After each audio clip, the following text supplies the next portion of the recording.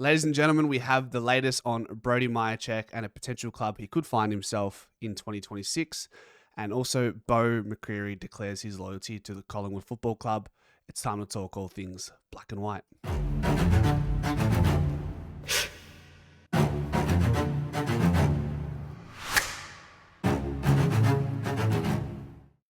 So I'm mindful that this is prelim week, so we don't want to sit in the Brody Machek conversation for too long. We've actually spent quite a bit of time discussing it over the course of the year, but I think now is important to try and shift our focus as a fan base onto what really matters, and that is the present time, being the prelim against the Brisbane Lions. But quickly, we're hearing from McCreary this evening that Melbourne, quote, is Melbourne is after an experienced key forward and have identified Brody Machek as their man.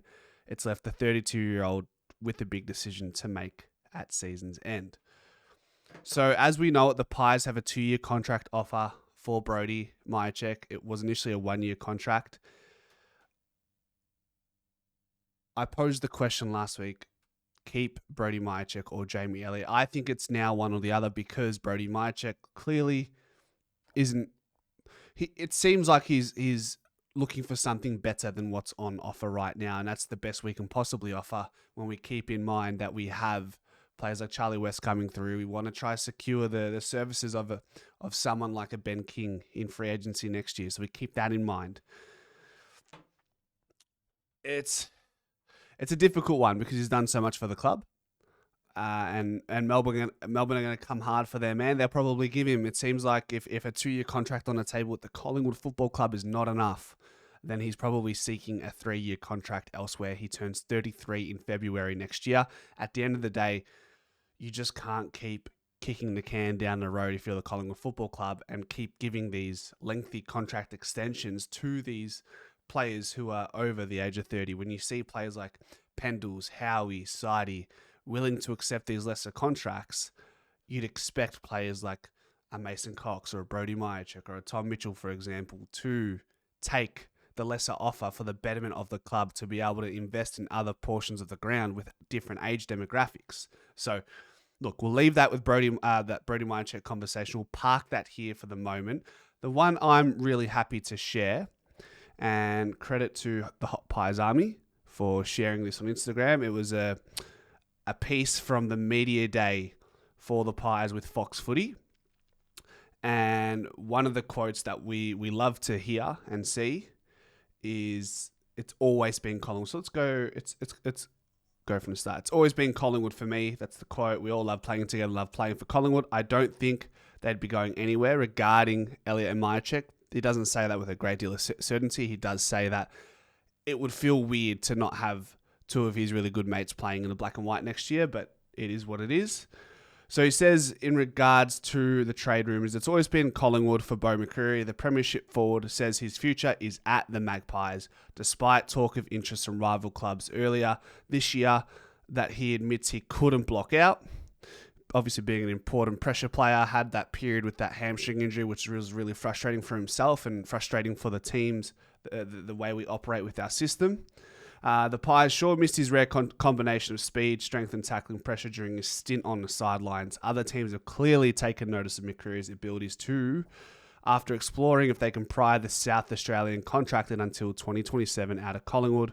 But the 24-year-old still feels indebted to the club that drafted him with the number 44 pick in the 2020 draft. And the most important quote of this entire article is, it's always been Collingwood for me. They were the only team really keen on drafting me, so I have a bit of loyalty to them for that. So that's the biggest takeaway, just a bit of assurance from a player who's going to be integral to our side for at least the next 5 years with his speed, his ability to pinch hit in the middle through the centre bounce attendances and getting a couple clearances going our way. And if he doesn't get the clearance, he's able to apply pressure. I wouldn't put him in the category of possessing the potential that a JDG has turned into, a Jordan De Goey, but he's definitely clearly a much better player in different realms than a De Goey, and then he can also, to a lesser level, emulate some of the qualities that Jordan De Goey possesses the ability to power out a contest, clearance, become a potential, not a clearance beast, but someone who can, like I said, get the odd clearance or two when you need something different in the middle.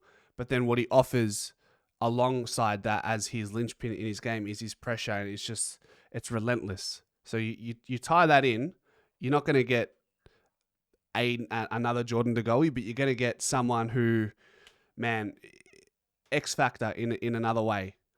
Ability to pressure, and if things aren't going well in the midfield, he's the guy to attend 1 in every 5 centre bounces. At this point of his career, he's almost too powerful for his own good with his hammies and the way how explosive he is. There's always that tax or that tax you have to pay when you're super explosive. You're going to be more susceptible to these soft tissue injuries, and that's what he's experiencing, or what he experienced particularly this season.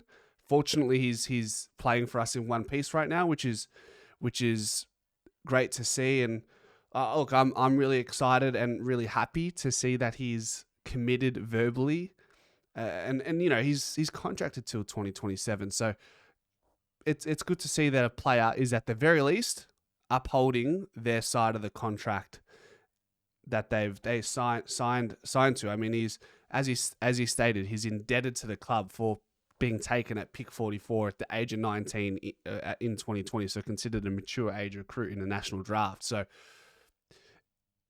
it's nice to see that is worth something to a player, that they feel that they owe the club something. Now, funny, when the shoe's on the other foot, you look at Mihocek, maybe he's saying, okay, Bo McCreary owes Collingwood. But it doesn't tend to always work out the other way, right? Like, Collingwood don't necessarily owe Brody Machek, do they? Or maybe is Bo wrong in assuming that he's in debt to the club? So that's a curious conversation. Maybe we can dive into that in some of the live streams. Does Bo owe the club? Does he not owe the club? Does Brody Machek deserves something more from the Collingwood Football Club based on what he's been able to provide to the club since he's come on board as another mature age recruit? I don't know. I would say, if I off the top, without really having time to think about this, I'd say I think it's just different. It's just different when a club changes your life. Being Bo McCreary, I think you can feel like the club is like your big brother in a sense, and then with Brody and the club, it's a bit different, I suppose. I don't know, hard to articulate, but I'm sure that I'm sure you guys are picking up what I'm putting down. So good to hear from Bo in that sense, and look, if Brody ends up at another club, whether it be Melbourne or anything else in between, so be it. Wish him all the best. But right now we have a prelim to focus on this upcoming Saturday, so look forward to that. And guys, by the way, if you've made it this far, maybe and you're not subscribed to the channel, maybe considering doing so. Maybe that will manifest flag number 17 for the Pies. As always, ladies and gentlemen, go Pies.